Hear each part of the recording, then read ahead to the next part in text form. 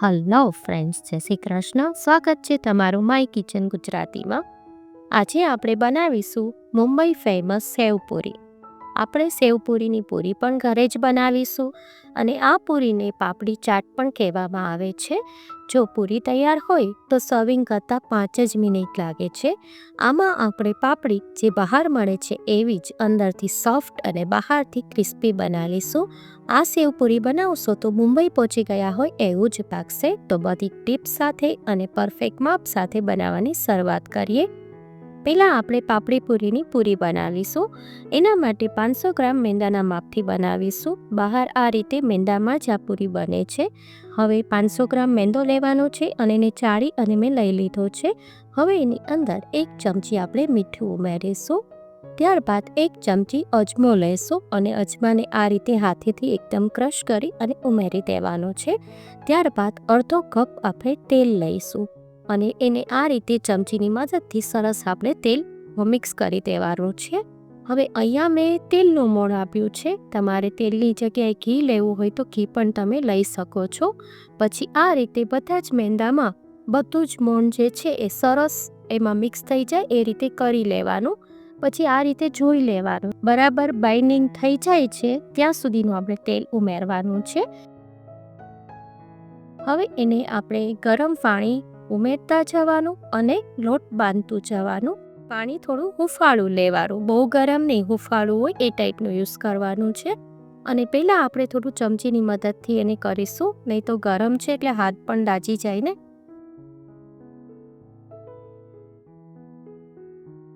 એટલે આ રીતે આપણે થોડું થોડું પાણી ઉમેરતા જવાનું અને લોટ બાંધતા જવાનું. બધું જ પાણી એકી સાથે ના ઉમેરતા, જોવે એ રીતે યુઝ કરવાનું છે. હવે આ બધો જ લોટ બાંધવામાં મારે લગભગ 300 ml પાણીનો યુઝ થયો છે. હવે જો આ રીતે એનો સરસ આપણે કણક તૈયાર કરી લઈશું અને એમાં 1 ચમચી તેલ ઉમેરી અને એને થોડો કૂણવી લઈએ, એટલે કે બરાબર મિક્સ કરી લઈએ. જો આ ટાઈપ સરસ આપણે કરી લેવાનું છે. હવે જો આ ટાઈપનો આપણે મીડિયમ સોફ્ટ ડો તૈયાર કરવાનો છે. જો આ રીતે આંગળી પ્રેસ કરો તો અંદર ધીમે ધીમે જવી જોઈએ એ ટાઈપ થવું જોઈએ. જો તમને થોડું નજીકથી બતાવું, આ ટાઈપનો મીડિયમ સોફ્ટ આપણે ડો તૈયાર કરીશું. હવે લોટને આપણે 10 મિનિટ માટે ઢાંકી અને સાઈડ પર રહેવા દઈએ. 10 મિનિટ પછી એને સરસ આપણે એક સરખો કરી લઈએ, કે 1 મિનિટ આ રીતે સરખો કરી લઈએ. અચાનક જો ઘરમાં મહેમાન આવી જાય કે પછી સાંજે બાળકોને ભૂખ લાગે તો તમે એને નાસ્તામાં પણ આપી શકો છો. જો આ રીતે આપણે એને ગોળા બનાવી લેશું અને આ રીતે એક એક ગોળું લેતું જવાનું અને એને બરાબર સરસ મિક્સ કરી અને થોડું મસળી અને આ રીતે લુઓ તૈયાર કરી લઈશું. હવે બાજુમાં જે લોટ છે એને ઢાંકીને રાખવાનો છે, નહીં તો એ સુકાઈ જાય છે. હવે આમાં વણવાની પણ એક ટ્રીક છે. જો આ રીતે વણતું જવાનું એટલે નીચેની સાઈડ લોટ તમારે ખેંચતો જવાનો. મેંદો હોય તે થોડું સ્ટ્રેચેબલ હોય છે, પછી એને આ રીતે પલટાવતા જવાનું. જો આ રીતે આપણે કોર્નર જ બધી ખેંચવાની, કોર્નરથી જ પ્રેસ દઈ અને વણવાનું અને વણાઈ જાય પછી પાછું પલટાવતું જવાનું. આ રીતે જ આ પૂરી વણવામાં આવે છે. જો આ રીતે આપણે કરતા જશું અને સરસ આ ટાઈપની પતલી પૂરી તૈયાર કરી લઈશું. પતલી મોટી રોટી બનાવી લઈશું અને જો આ ટાઈપની તમારે આટલી થીક રાખવાની છે. જો મારા હાથ દેખાય છે એટલી પતલી થાય છે. હવે જો પાછી આપણે એને પલટાવી અને આ રીતે વણી અને આખી તૈયાર કરી લેવાની છે. પછી કાંટા ચમચીની મદદથી આ રીતે આપણે એને પિંક કરી લઈશું, કારણ કે આ પૂરી ફ્લેટ હોય છે, ફૂલેલી નથી હોતી. એટલે આ રીતે કાંટા ચમચીથી આપણે કરી લઈએ એટલે ફૂલશે નહીં. પછી આ ટાઈપનું કોઈ પણ રાઉન્ડ ઢાંકણ હોય કે કોઈ બોટલ હોય એનાથી આપણે સરસ આ રીતે પૂરી બનાવી લઈશું. નાની નાની પૂરીના શેપમાં કટ કરી લઈશું. જો આ રીતે આપણે બધી જ બનાવી લેવાની છે. હવે જે આ લોટ છે એને પાછો આપણે રીયુઝ કરવાનો છે અને એને પણ ઢાંકીને રાખી દઈએ.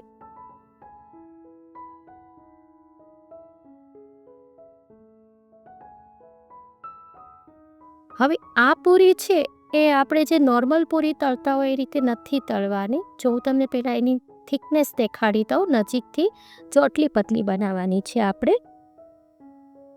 જો આ ટાઈપની બધી પૂરી આપણે કરી લઈશું. આ રીતે વણતું જવાનું અને કરતું જવાનું છે. પછી આપણે આને અલગ ટ્રીકથી તળવાની છે. આ રીતે જારો લેવાનો છે એમાં આ રીતે પૂરું સર્કલ બનાવી લેવાનું છે, જેટલી પૂરી આવે એટલું. પછી સાઈડમાં મેં તેલ ગરમ કરવા રાખી દીધું હતું. હવે જ્યારે તમે એમાં જારો મૂકો પૂરીનો, ત્યારે ગેસની ફ્લેમ સ્લો હોવી જોઈએ. મીડિયમ ટેમ્પરેચર પર તેલને ગરમ કરવાનું છે. પછી આ રીતે જારો છોડવાનો તેલની અંદર, અને જ્યારે એ બધી પૂરી છૂટી પડવા લાગે ને ત્યાં સુધી એને પલટાવવાની નથી. અને આ રીતે પ્રેસ કરતા જવાનું અને તળતા જવાનું, પલટાવતા જવાનું. કારણ કે જો આને તમે નોર્મલ પૂરી રીતે તળશો તો એ બધી ફૂલશે, એટલે એ રીતે એક એક નથી ઉમેરવાની. આ રીતે તમે બધી ઉમેરશો એટલે સરસ ફ્લેટ પૂરી તૈયાર થશે. જો તમને આજની રેસીપી ગમે તો લાઈક કરજો, શેર કરજો, અને આજ સુધી તમે મારી ચેનલમાં નવા હોય તો સબસ્ક્રાઈબ કરી દેજો અને બાજુમાં આવેલા બેલ આઇકનને પ્રેસ કરી દેજો, જેથી આવનારા બધા જ નવા વિડીયોનું નોટિફિકેશન તમને મળી જાય. જો આ રીતે મેં બધી જ પૂરી તળી લીધી છે.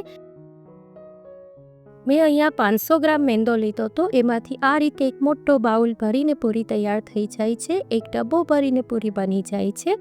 જો આ રીતે સરસ પાપડી પૂરી આપણી તૈયાર થઈ છે. બહારથી એકદમ ક્રિસ્પી અને અંદરથી એકદમ સોફ્ટ બને છે. તો આ રીતે જો તમે ડબ્બો ભરીને પૂરી તૈયાર કરી લો પહેલેથી, પછી જ્યારે તમને સેવપૂરી ખાવાનું મન થાય તો ફટાફટ બની જાય છે. હવે આપણે સેવપૂરી બનાવીશું, એટલે સેવપૂરીની આખી ચાટ બનાવીશું. એના માટે આપણે બાફેલા બટેટા લઈશું અને એક પ્લેટની અંદર આ રીતે બધી જ પૂરી આપણે ગોઠવી દેવાની છે. હવે જે બટેટાનો માવો આપણે મેશ કરેલો છે તે લઈ અને પહેલાં એ રાખવાનો છે. જે રીતે હું દેખાડું છું એ રીતે તમારે રાખી દેવાનો છે. આ રીતે આપણે બધો જ બટેટાનો માવો ગોઠવી દઈશું. હવે એના ઉપર આપણે મીઠું સ્પ્રિંકલ કરીશું, કારણ કે આ બટેટા હજી મોડા જ છે મારે અહીંયા. બસ જો આ રીતે મીઠું થોડું છાંટી દેવાનું. પછી એના ઉપર ડુંગળીને એકદમ બારીક સુધારી અને રાખવાની છે. જો આ રીતે ગોઠવતા જવાનું છે. પછી ટમેટાને એકદમ બારીક સુધારી અને આપણે એના ઉપર ગોઠવી દઈશું. ત્યારબાદ સંચળ પાવડર સ્પ્રિંકલ કરીશું. હવે એના ઉપર આપણે શેકેલા જીરાનો પાવડર સ્પ્રિંકલ કરવાનો છે. એમાં થોડો મસાલો વધારે છાંટજો, અને જ્યારે તમારે આ સેવપૂરી ખાવી હોય ત્યારે જ તમારે એને સર્વ કરવાની હોય છે. ત્યારબાદ એના ઉપર આપણે જલજીરા પાવડર છાંટીશું. હવે તીખી ગ્રીન ચટણી ઉમેરીશું. જો આ રીતે બધું હું દેખાડું છું એ રીતે તમારે સર્વ કરતું જવાનું છે પૂરી ઉપર. હવે લસણની ચટણી આપણે એમાં એડ કરી દઈશું. ત્યારબાદ જે ચાટની ખાટી મીઠી ચટણી આવે છે ખજૂરની, એ મેં યુઝ કર્યો છે, એ પણ ઉપર રાખી દઈશું. ત્યારબાદ એકદમ બારીક સેવ લેવાની છે બેસનની, એને પણ આ રીતે આપણે ઉપર સર્વ કરીશું. આ રીતે બધી સેવ પતરાઈ જાય પછી એના ઉપર આપણે ચાટ મસાલો સ્પ્રિંકલ કરીશું.